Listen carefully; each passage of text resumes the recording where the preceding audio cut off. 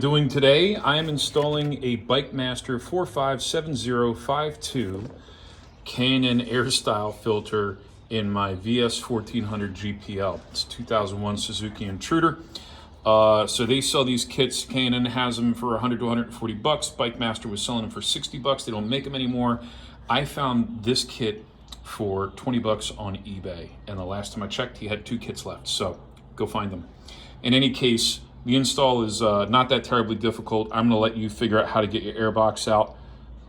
There's 2 bolts. That one there sits up underneath of the steering neck, and this one down here is accessible from underneath of the gas tank. In any case, it's really easy to get this in here. The white piece stays in there, and I went ahead and cut off those grids from the other side just for clearance purposes, because you can see that they're kind of bent after 20 years, and it was gonna hold this filter up. I lubed up the edge of my filter with some red grease, helped slide it in there, and then just seated it thoroughly. Now for the top though, you're gonna notice this little tip, I guess.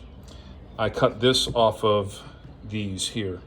It looks to be rated about 5/16 of an inch, and that's so that way when you stick it on, these little posts engage these 2 spots here, and then it's also going to engage these ribs, 1 or 2 of these ribs, maybe. Now, for your side air cleaner box, though, which is this one, same basic principle. You go ahead and grease that bad boy up and slip it in there. Run your finger around the edge to get it seated properly, and if you'll notice, that screw right here, right, that's going to sit flush on that brass insert. So that kind of lets you know how much these are sticking up, because my filter is sticking up just a hair past that. So I'm okay with marking these basically right at the edge of the rim and then cutting them off. And to do that, I'll use either this pair of tin snips and or a snap knife or a good sharp utility knife.